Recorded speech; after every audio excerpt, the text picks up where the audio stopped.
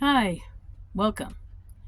It's time for a children's book reading by a candidate, and I am a candidate for President of the United States. My name is Susan Maude Buchser-Lochocki, or Susan Buchser for short.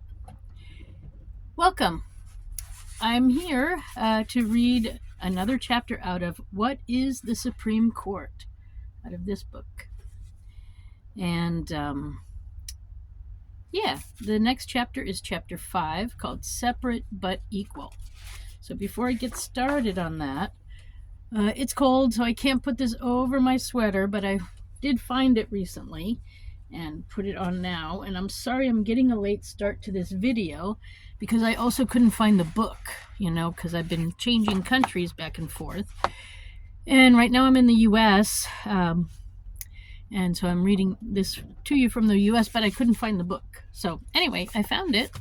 So let's get started. Welcome. Chapter 5, Separate but Equal.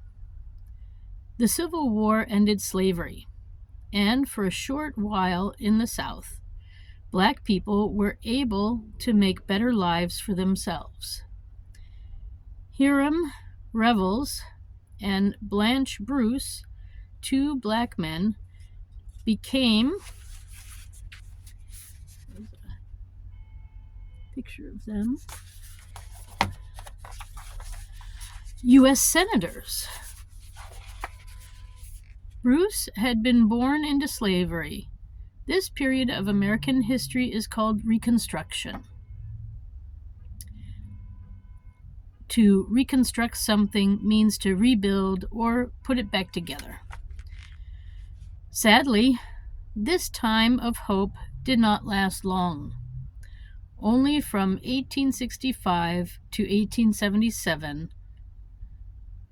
beginning in the 1870s, governments in the former Confederate states saw to it that Black people were totally segregated, kept apart from white people. In Louisiana, a Black man named Homer Plessy was fed up living under Jim Crow laws.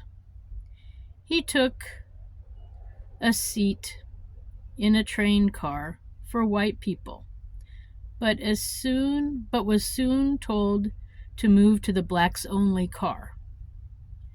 When he refused, the conductor had him arrested.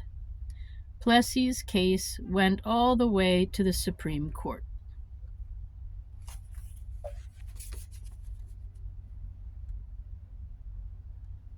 There are some pictures on the other side, some real photographs. I'll show you, I think at the end. I'm not going to show you these now.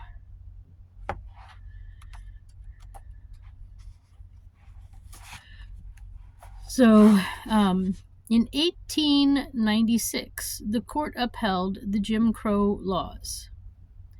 In a famous case called Plessy versus Ferguson, the justices ruled that segregation was legal as long as separate places for Black people were as nice as those for white people. This court decision became known as separate but equal. Of course, in reality, this was false because separate was never equal. For example, schools for white children were in nicer buildings and had more spacious classrooms, libraries, and gymnasiums.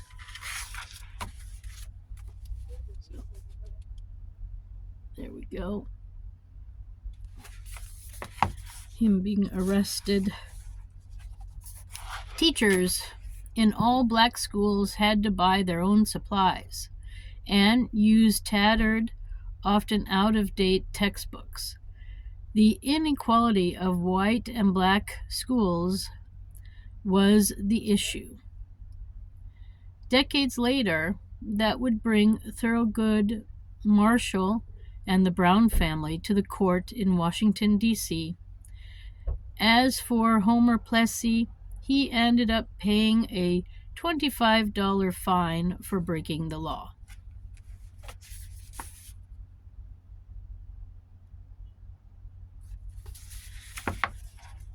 And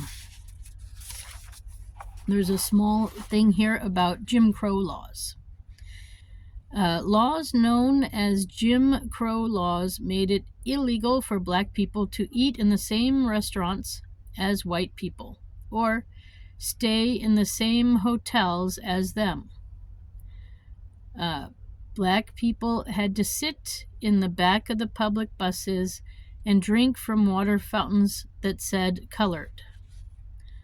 On trains, black passengers had to sit in separate cars, and black children could not attend schools for white children.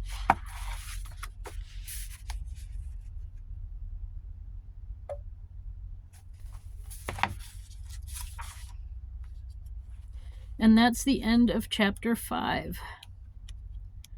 So,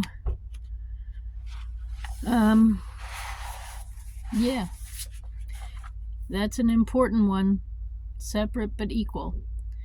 And it doesn't usually work. So it's just best if we all share the same things, live in the same areas, and do the same things. We're all people. Skin is just skin, and it comes in different colors. The whole spectrum.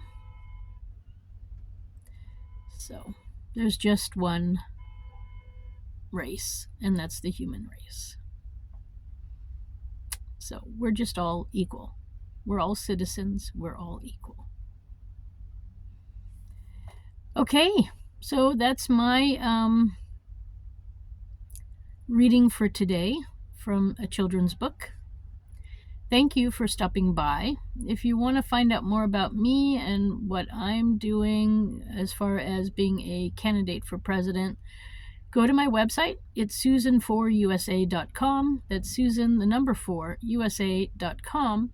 And you can also, if you're new to my page or whatever, like and subscribe to anything where you're finding this, whether it's on YouTube or Facebook or LinkedIn or wherever. So yeah, thanks for stopping by. I wish you a good day wherever you are. Happy holidays.